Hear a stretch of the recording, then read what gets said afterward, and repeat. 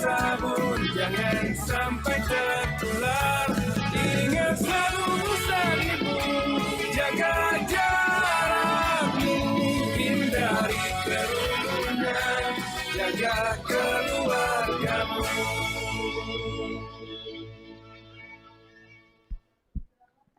Halo pemirsa, selamat sore. Bagaimana kabar Anda hari ini? Semoga tetap sehat dan tetap semangat dalam beraktivitas. Senang sekali saya Anastasia Putri bisa menemani Anda dalam talk show update Wisma Atlet, ketersediaan fasilitas isolasi mandiri dan perkembangan rumah sakit rujukan di 11 provinsi prioritas yang disiarkan secara langsung dari Media Center Satuan Tugas Penanganan COVID Geraha BNPB Jakarta. Ya pemirsa, data terakhir per 11 Oktober 2020, jumlah pasien COVID-19 di Indonesia mencapai 333.449 orang dengan 257 orang sembuh dan 11.844 meninggal dunia. Sejak dibuka pada tanggal 23 Maret 2020 hingga 11 Oktober 2020, jumlah pasien yang terdaftar di Wisma Atlet mencapai 20.789 orang.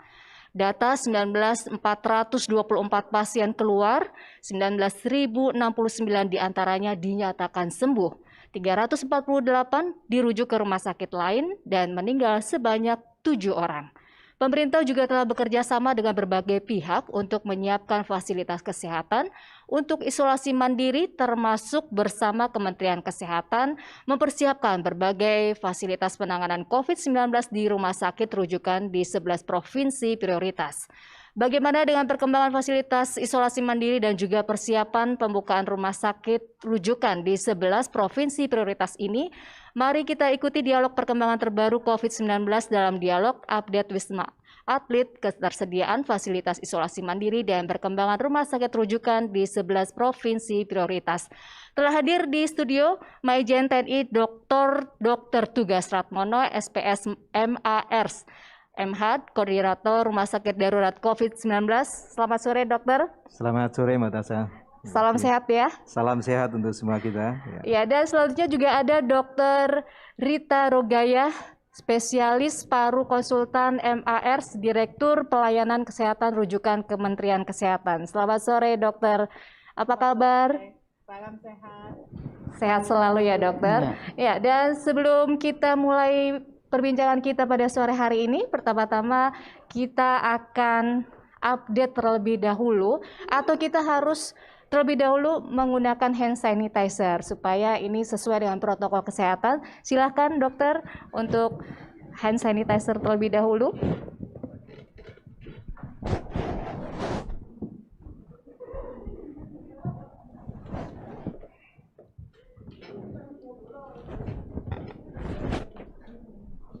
Ya, baik.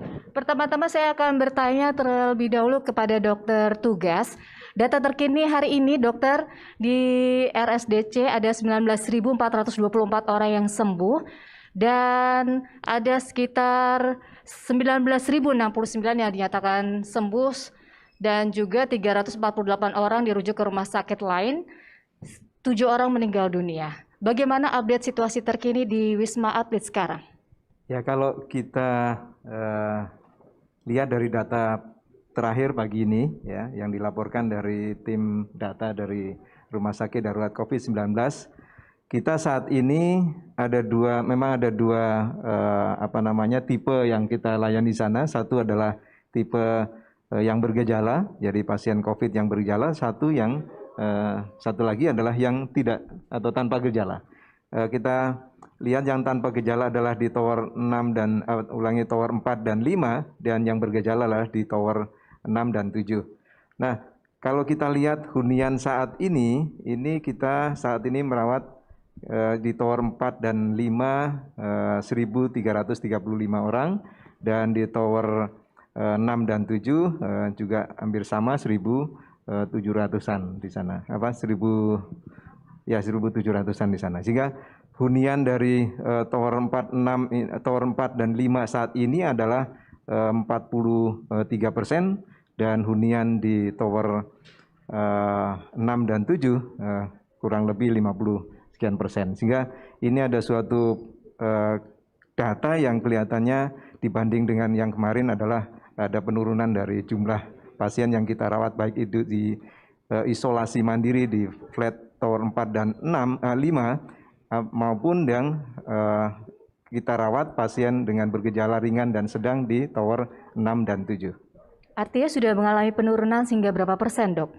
Kalau kita lihat katakanlah sekitar tanggal akhir dari bulan September ya, akhir bulan September tanggal 25, 26 atau 27 itu kita merawat hampir 90% lebih, ada yang 95, ada yang 90% dari total hunian, artinya kita hampir merawat di sana saat itu adalah 4.000 pasien, 4.000 lebih mungkin pasien, dan saat ini kita secara total baik itu 4 tower ini, tower 6 dan 7 maupun tower 4 dan 5, ini kurang lebih 2.800-an saat ini. Jadi ini tentunya menurun jauh di situ dari prosentasenya. Penurunan ini diakibatkan karena apa nih, Dok? Kalau kita lihat jumlah secara kumulatif baik itu di DKI maupun di Indonesia saat ini secara nasional, itu angkanya kumulatif kan bertambah terus. Kemudian di DKI juga masih bertambah. Namun kalau dilihat di Wisma Atlet, isolasi mandiri maupun yang perawatan di Tower 6-7 secara relatif kumulatif menurun jumlah yang huniannya. Kita lihat di sini beberapa hal mungkin antara semakin fasilitas tempat isolasi, semakin perawatan mungkin lebih diperluas untuk untuk perawatan, untuk fasilitas, untuk hunian isolasi mandiri. Ini juga salah satu faktor barangkali. Kita ketahui bahwa di DKI Jakarta saat ini juga sudah disiapkan beberapa hotel-hotel untuk isolasi mandiri. Nah, barangkali ini juga salah satu yang mungkin angka jadi lebih turun dari sebelumnya.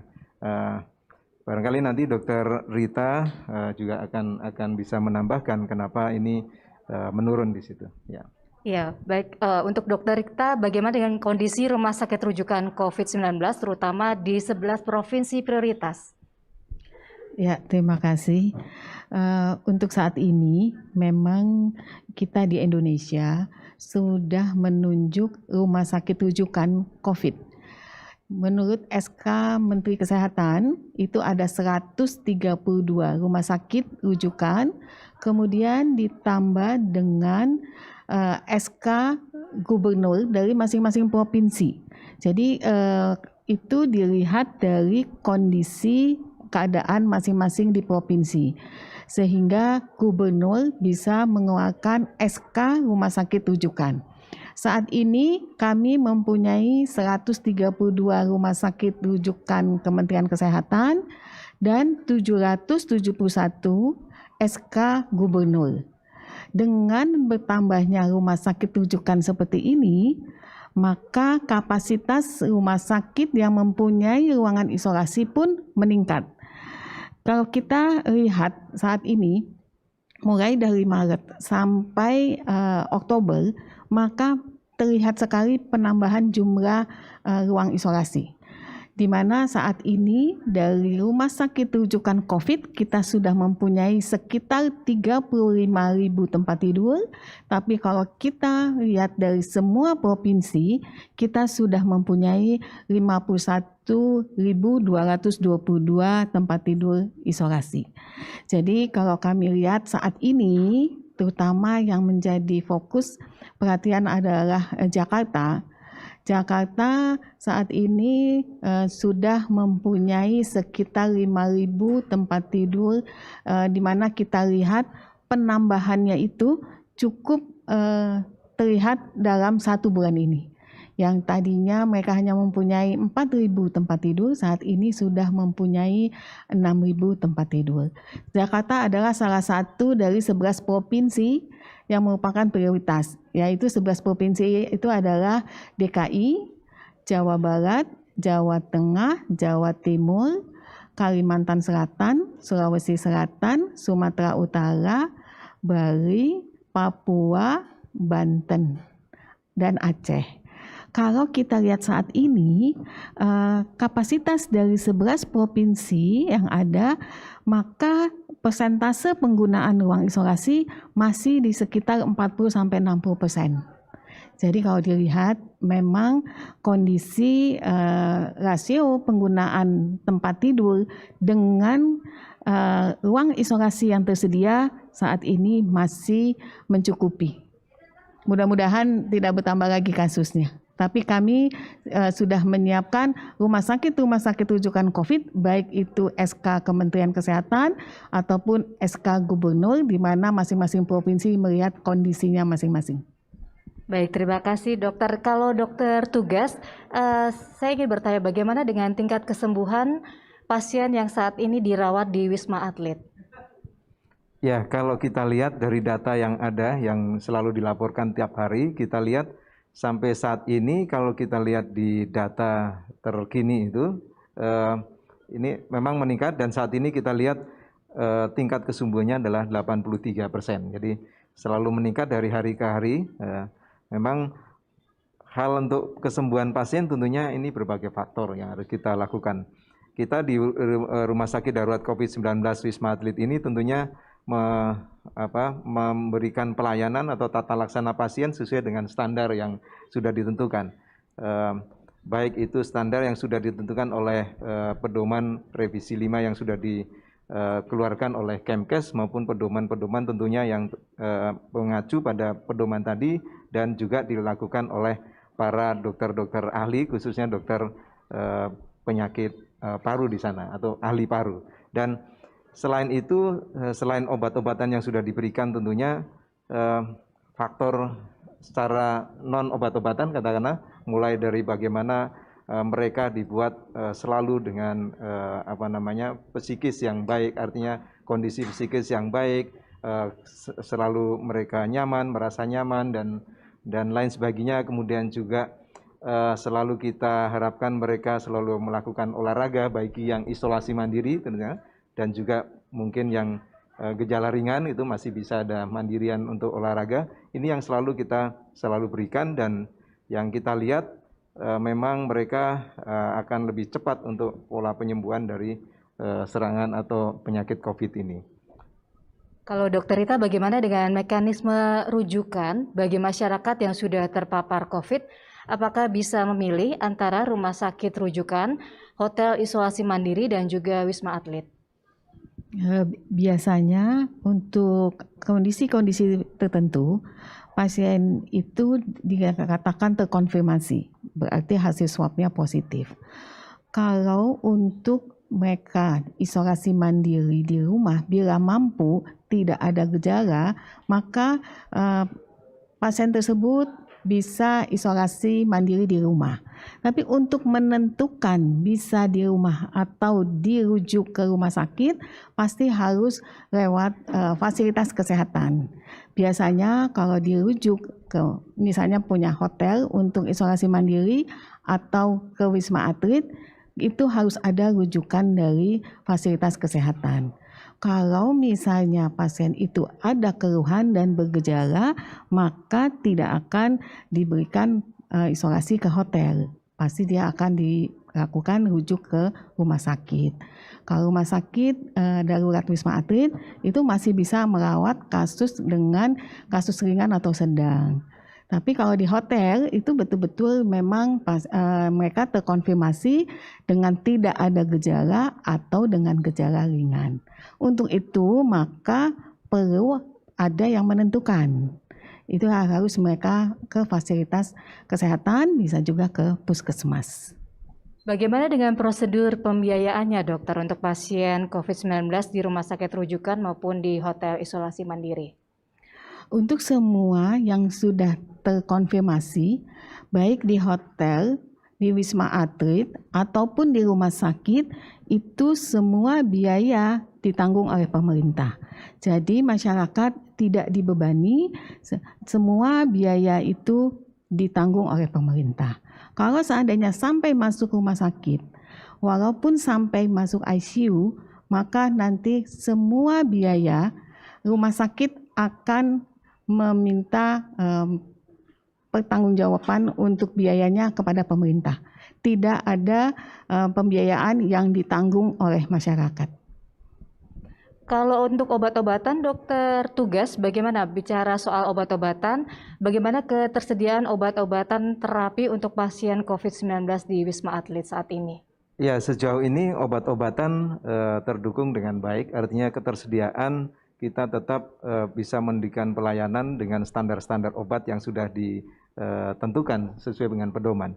Nah, tiap hari juga ada laporan bagaimana kita memanage ketersediaan obat. Artinya di sana akan selalu dilaporkan obat-obat yang sudah mulai katakanlah stoknya berkurang dan seterusnya, sehingga kita selalu memberikan instruksi pada bagian farmasi katakanlah di sana untuk selalu mengajukan dalam hal ini ke Kementerian Kesehatan untuk menyiapkan obat-obat standar yang diperlukan di sana. Jadi saat ini sih untuk obat-obatan jangan khawatir, kita tetap tersedia dengan baik dan bisa memberikan pelayanan, tidak ada masalah di sana.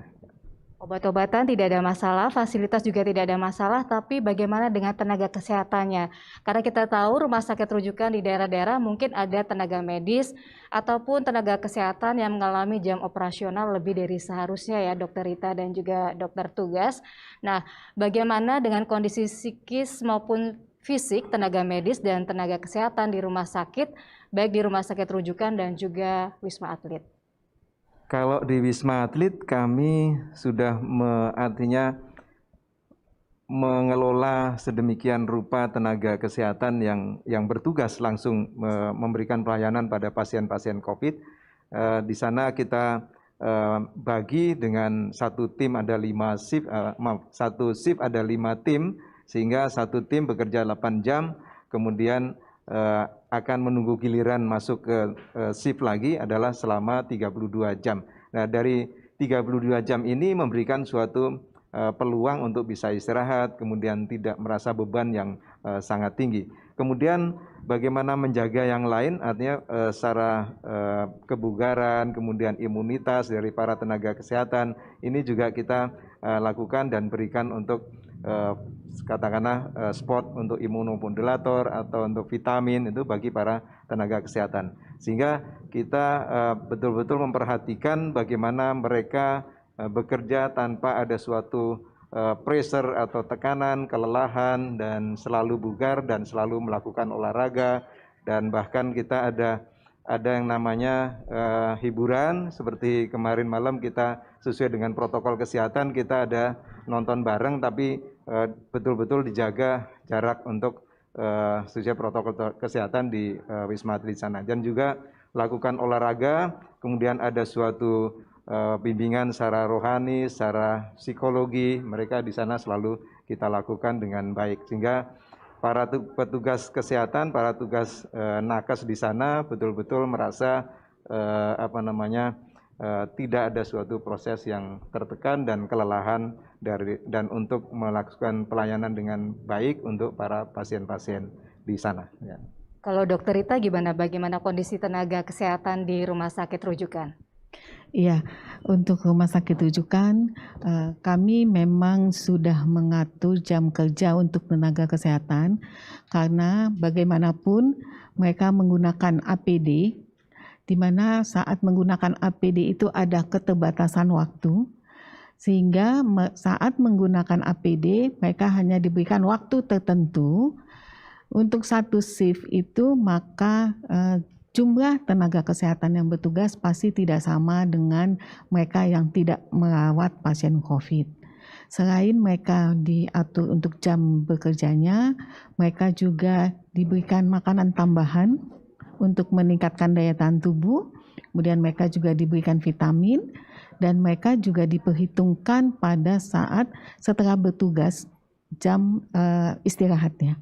Jadi ini memang betul-betul harus dipertimbangkan, karena mereka merawat pasien COVID dengan menggunakan APD, dengan keterbatasan, dengan pasti juga ada faktor psikisnya waktu mereka sedang menjalankan tugas. Jadi hal-hal seperti inilah yang harus diperhatikan supaya mereka dapat bekerja dengan aman dan nyaman. semua petugas harus mendapat perhatian dan mereka juga harus mendapat perhatian terhadap keluhan-keluhan, dan kita juga harus memperhatikan keluhan. Itu sangat penting supaya keluhan mereka semua bisa ditangani dengan baik. Ya dokter, ini tadi ada pertanyaan yang menarik nih seputar pembiayaan. Tadi dokter mengatakan bahwa biayanya ditanggung oleh pemerintah. Tapi bagaimana apa yang harus dilakukan oleh pasien COVID-19 yang sebagian ada yang diminta untuk membayar biaya perawatan di rumah sakit. Nah, lalu kemana pasien COVID ini harus melaporkan kalau hal itu terjadi? Ya, untuk masalah pembiayaan, memang ini sudah ditegaskan semua pasien yang dirawat, pasien dan keluarganya tidak dibebani dengan biaya. Ini kami sudah sampaikan dan kami sosialisasikan. Kalau seandainya terjadi, mungkin saja rumah sakitnya tidak tahu atau memang ada hal-hal yang bisa terjadi, keluarga pasien harus membayar, ini bisa dipantau oleh Dinas Kesehatan. Dan kalau ada keluarga yang misalnya merasa kok saya COVID tapi di beban pembiayaannya harus ditanggung oleh keluarga, bisa melapor ke Dinas Kesehatan setempat. Baik, terima kasih Dr. Rita dan Dr. Tugas. Nah, sekarang ini kita sudah hampir di penghujung perbincangan kita. Mohon disampaikan, barangkali Dr. Rita dan Dr. Tugas ada pesan-pesan dan dukungan semangat untuk para tenaga medis dan tenaga kesehatan dan juga pasien, baik yang ada di Wisma Atlet maupun di rumah sakit rujukan. Mungkin yang pertama adalah kami yang berada di rumah sakit, ini adalah dampak apa yang terjadi di luar rumah sakit. Jadi lebih baik kita mencegah daripada kita masuk rumah sakit. Maka untuk semua masyarakat, jangan lupa protokol kesehatan.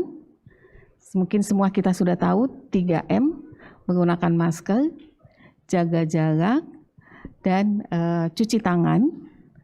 Yang penting juga adalah menjaga daya tahan tubuh. Jangan lupa, jangan stres, karena dengan stres itu juga mempengaruhi daya tahan tubuh kita. Kemudian untuk semua tenaga kesehatan, mereka tidak jela, mereka tetap walaupun dianggap pasien yang datang ke rumah sakit meningkat, tapi semua tenaga kesehatan dengan semangatnya tetap memberikan pelayanan yang terbaik. Kami di tenaga kesehatan semua melakukan protokol kesehatan dengan baik, dan kami di rumah sakit selalu melakukan pencegahan pengendalian infeksi dengan baik. Silakan Dokter Tugas. Ya, kami selalu mengingatkan pada tenaga kesehatan, baik itu yang di Wisma Atlet maupun yang di rumah sakit lainnya tentunya, bahwa sebagai insan tenaga kesehatan, baik dokter, perawat, dan tenaga kesehatan lainnya, kita harus selalu ikhlas di dalam suatu memberikan pelayanan dan berikanlah pengabdian yang terbaik tanpa merasa lelah, tanpa merasa berat, dan inilah suatu pengabdian yang luar biasa di masa pandemi COVID ini. Dan juga selalu perhatikan protokol kesehatan, walaupun kita adalah seorang tenaga kesehatan, tapi tidak terlepas dari hal-hal penularan COVID. Untuk itu betul-betul mari perhatikan protokol kesehatan walaupun sedang bertugas maupun saat tidak bertugas. Ini yang harus kita ingat terus. Nah, bagi para pasien tentunya marilah kita selalu mengikuti protokol terapi yang sudah diberikan oleh para tenaga kesehatan, para dokter, dan kalaupun diinstruksikan untuk atau dinasihatkan untuk isolasi mandiri, juga lakukanlah dengan isolasi mandiri dengan baik, sehingga yakinlah bahwa kita tidak menularkan orang lain, dan juga kita menjaga jangan sampai tertular dari orang lain itu. Maka tadi sudah disebutkan dengan menggunakan atau protokol kesehatan tertib dengan protokol 3M, menggunakan masker, mencuci tangan dengan sabun dengan baik dan juga menjaga jarak. Itulah yang kunci dari bagaimana kita memutus rantai penularan COVID-19 ini. Terima kasih Dr. Rita dan juga Dr. Tugas. Semoga bincang-bincang kita sore hari ini bermanfaat untuk kita semua. Jangan lupa pemirsa untuk selalu memakai masker, menjaga jarak dan menghindari kerumunan, serta mencuci tangan pakai sabun dan air yang mengalir. Ingat pesan Ketua Satgas Penanganan COVID-19 Bapak Doni Monardo. Apa yang kita lakukan agar disiplin dan patuh memakai masker, menjaga jarak dan menghindari kerumunan, serta mencuci tangan belum sebanding dengan beratnya perjuangan dokter dan tenaga kesehatan yang merawat pasien di rumah sakit. Mereka yang mengabaikan protokol kesehatan sehingga menimbulkan korban jiwa bukan hanya diminta pertanggungjawaban di dunia, tetapi juga di akhirat. Akhirnya saya akhiri talkshow kita pada sore hari ini. Saya Anastasia Putri bersama tim yang bertugas dan seluruh pembicara pamit undur diri. Selamat siang dan sampai jumpa. Ingat pesan ibu, pakai maskermu, cuci tangan pakai sabun, jangan sampai tertular. Ingat selalu pesan ibu, jaga jarakmu, hindari kerumunan, jaga keluargamu.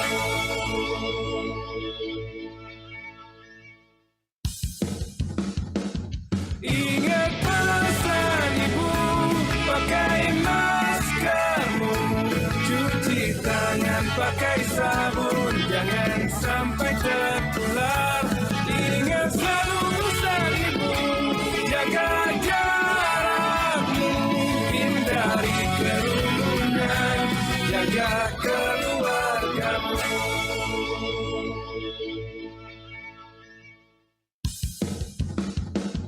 Ingat pesan ibu, pakai maskermu, cuci tangan pakai sabun, jangan sampai tertular. Ingat selalu pesan ibu, jaga jarakmu, hindari kerumunan, jaga keluargamu.